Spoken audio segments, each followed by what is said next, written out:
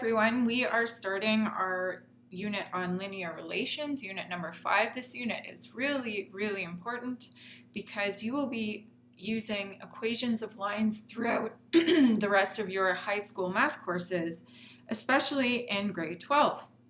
So I'm really excited to start this lesson, and we're just going to jump right in.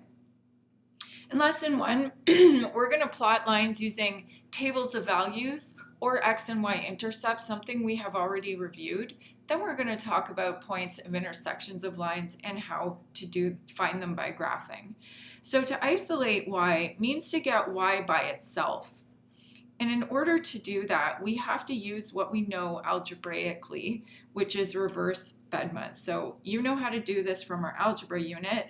And then we said that x is our independent variable and y is our dependent variable. So if I want to create a table of values, what I want to do is come up with values of x and then compute values of y.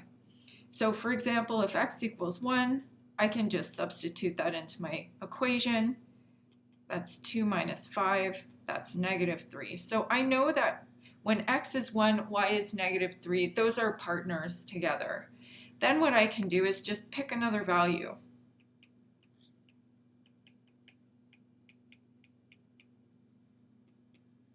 Okay, and I can continue doing that.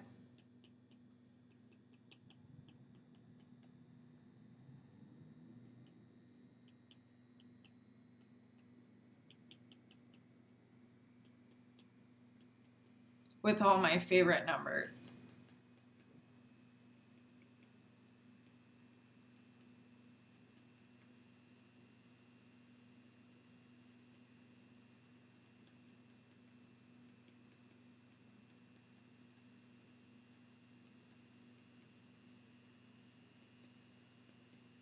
All right, so what you'll notice is in this table, I use random variables for x.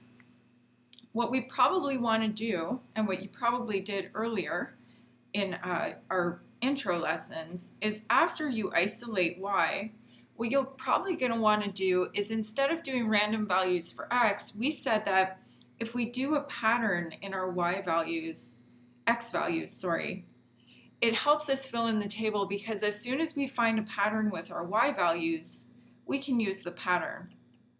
So after I isolate y and get it into the form of negative 3x, I can just substitute my negative 2 in. I'm going to do it again with x is negative 1. Oops. Okay, so I've put in this pattern where I add 1 every time. And I've seen, now I can see, or now I think maybe, that my pattern in y is that I add 3 every time. I don't feel great about that, so I'm going to check one more value just in case I made a mistake.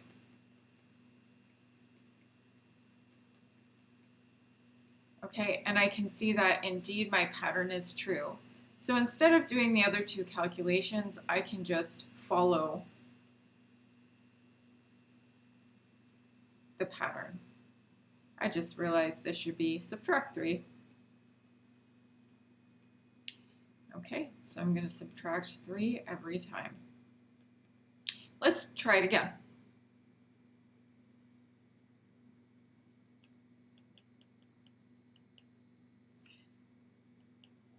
So I wanted to make a point here of saying that even though y is the only term on the left-hand side, or 5y, y is technically not isolated. So the coefficient of y has to be 1. So what we do here is we divide all our terms by 5, and the 5's cancel out here. So I get negative x over 5 plus 5, and then I can go to my table. We also discussed something in our intro lesson. When we have a fraction multiplying x, or I guess x dividing by a number, what we want to do is make sure that our x values are a multiple of that number. So in our table, we're going to make our x values a multiple of 5. And the reason we do that, so I'm going to start with -10, -5, 0, 5, and 10. So rule of thumb is I pick 2 negative values, 0, and 2 positive values. This is because now if I sub in x is -10, I'll end up getting a nice number. I'll get 10 divided by 5 plus 5, which is 2 plus 5, and that's 7. If I didn't do that, I might get a fraction, which isn't the end of the world, but we like to avoid fractions. Let's do this again with -5. I get 1 plus 5, and that's 6. Okay. I think my pattern is every time I add 5 to x, I think I add 1 to y, but let's try one more. When x is 0, y equals 0 divided by, we can write it as -0. That's a bit weird, but either way, it's going to be 0 plus 5. Y is 5, and, oh, I did it again. Subtract 1. So I can see that my pattern here is I subtract 1 every time. All right, let's do one more.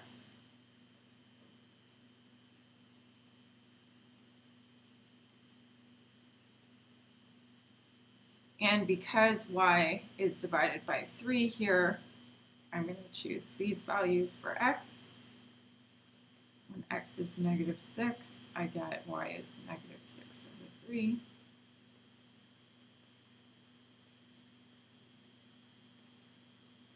X is -3.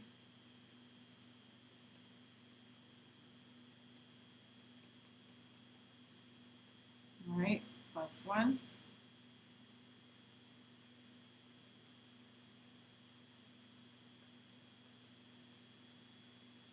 Right, let's do one more when x is 0. It's always easy when x is 0,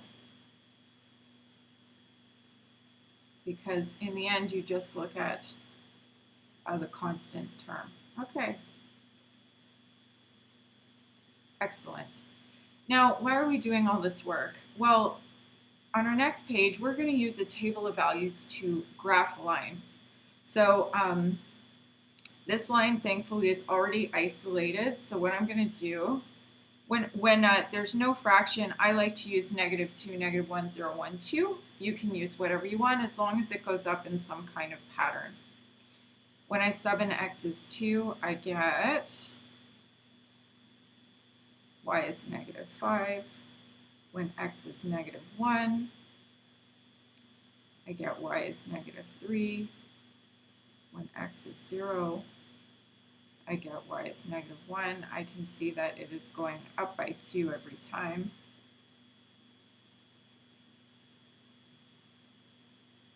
So my next values will fall into place. Now let's plot this. Okay, so remember this is x and this is y. So my points in the table tell me I have a point at -2, 5, -1, -3, 0, -1, 1, 1. All right, so some tips when you are graphing a line. You obviously want to use a ruler. You're not going to fill in a line here and then just stop, okay? What you want to do, and in fact what I like to do, is I can see my pattern evolving here. So I can draw some more dots. The dots are on the line, they're just not in the table, but they would be in my table if I picked those points. So they do in fact exist on the line. And what I want to do is fill in my whole graph. I don't want to use arrows, okay? I just want to go end to end and fill in the whole grid. I'm going to do the same thing with my next line. So again, I'm going to isolate y by getting it by itself. And hopefully by now you've noticed that whenever you see these equations, the x term is always first.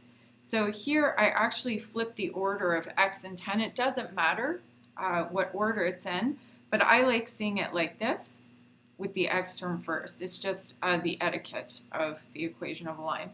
So I can see a denominator of 2. So what I'm going to do is make sure that all my x values are divisible by 2. I go up by 2 every time. And now let's sub in x is negative 4 and see what we get. That's 3. When x is negative 2, we get 4. I'm seeing a +1 pattern. Let's just confirm it with one more. 0 over 2 plus 5 is 5. Yep, I see a +1 pattern. 6 and 7.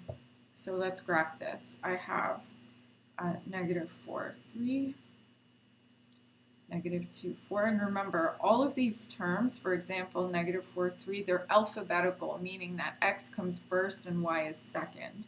So if you ever forget, just think about what happens in the alphabet. Okay, and we said we can continue the pattern that we find in our table. Okay, and now look at that, we have a nice line. All right, so this is L2, and this other one here is L1.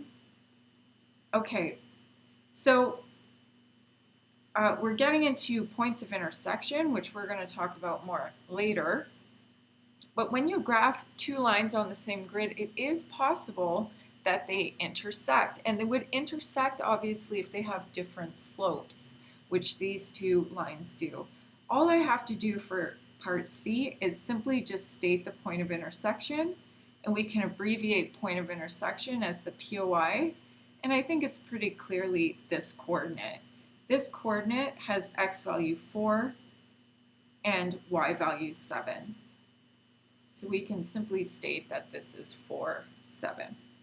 All right, let's move on to something else, x and y intercepts.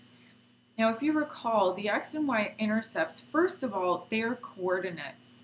So I'm going to be really firm about asking you guys to write these as intercepts, okay? Not just as, x equals 2, y equals 1. So I want to say that the x-intercept is 2, 0. The y-intercept is 0, 1. Okay, and what you'll notice is whatever the x and y-intercepts are, the other coordinate is 0. Okay, so that becomes important when we try to compute the x and y-intercepts. So we did talk about the definition previously. It's very simply where the x-coordinate crosses the line crosses the x-axis, and I just want to point out that even in this definition, we would like you to write it as a coordinate as shown there. Okay, so here the x-intercept is 2, 0. My y-intercept, I can see the line intersects at the coordinate 0, negative 4. Okay, now for this one's a bit interesting because it intersects the x and the y-intercept at actually the exact point. And in this case, both of them are 0, 0. So how do we do the next one? What is my x-intercept? Well, it actually doesn't exist. So this line is actually parallel to the x-axis, so it's never going to touch it. And if you're ever asked for the x-intercept of a line like this, don't leave your answer blank because it'll look like you just don't know what the answer is. Instead, what you want to do is tell me that there is no x-intercept. The y-intercept, this line does have a y-intercept, and it is 0, 3, right here. Okay, so we want to remind ourselves how to calculate intercepts.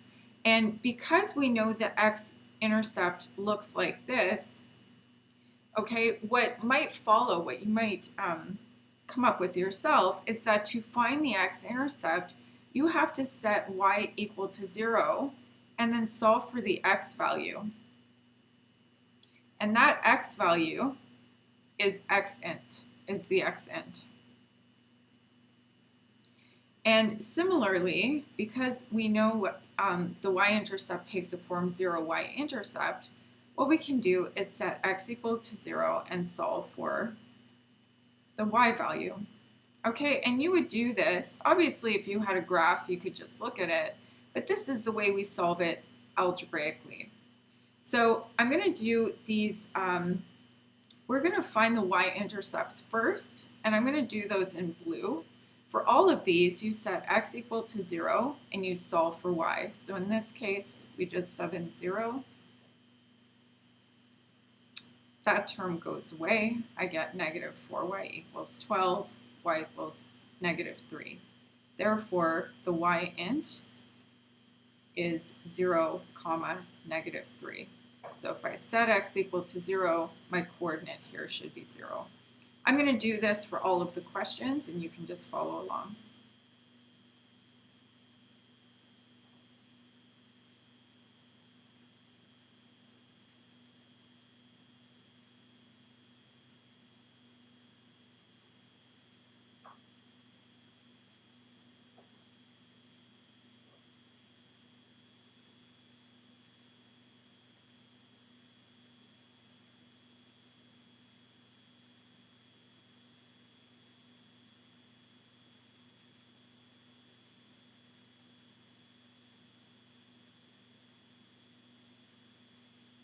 You'll notice in this last one that I didn't actually sub x equals 0 in, because when you have it in the form like this, where y is isolated, basically you can just like in your head cross that out and realize that y is negative 5.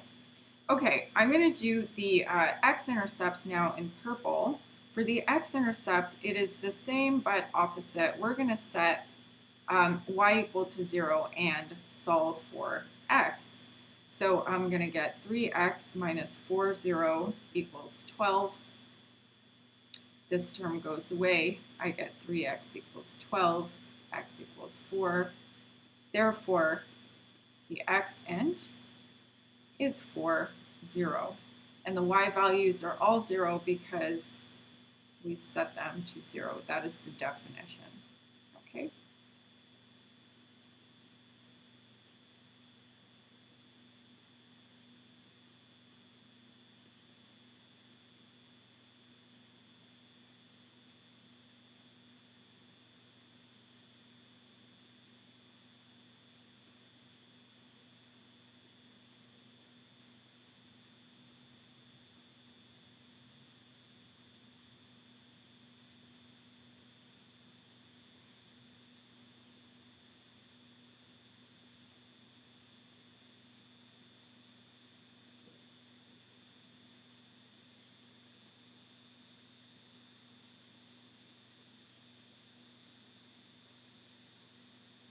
Okay, so now that we know how to calculate an x and y intercept, let's do a little bit of graphing.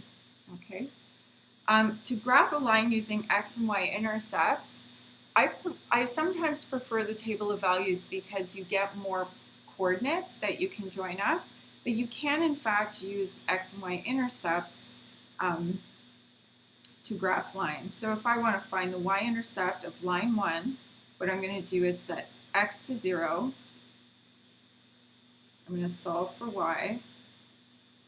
I know my y int, and this is really important that we write it as a coordinate because now I'm going to plot that coordinate. So 0, 9 is up here, and that is my y-intercept. Let's graph the x-intercept, and we're going to set the y value to 0, and we get x equals 9. So therefore, my x-intercept of line 1 is going to be 9, 0. I'm going to write this one in blue down here. 9, 0. And now I can join it with a line. Okay.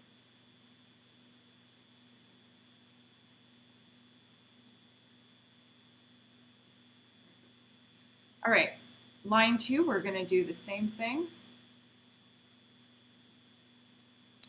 Okay, so for the y-intercept, I'm going to set x to 0. When x is 0, 2x is also 0. I get y is 4, so my y int is 0, 4, 0, 4. I can see that it's crossing the x-axis, y-axis. For my x int, I'm going to set 3y, y to 0, which makes 3y 0. X is 6. My x end here is going to be 6, 0. 6, 0. Now, I have to make sure that I'm using a ruler here, because if I'm not,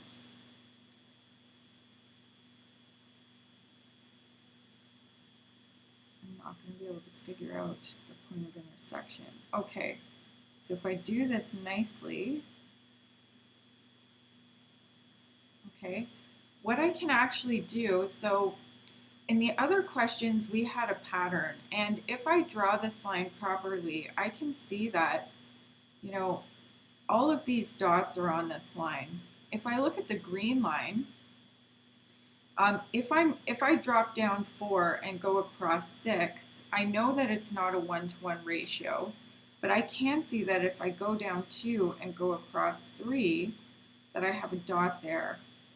1, 2, 1, 2, 3. I see some dots. So if you ever want to try to follow a pattern, that's how you do it. We're going to talk more about patterns in a later lesson. So for this one, all I have to do is state the point of intersection. The POI is, and I think it's pretty obviously right here, and that coordinate is -3, 6. All right, guys? So you can get started on your homework, and as usual, if you have any questions, please see one of us in extra help. Good luck.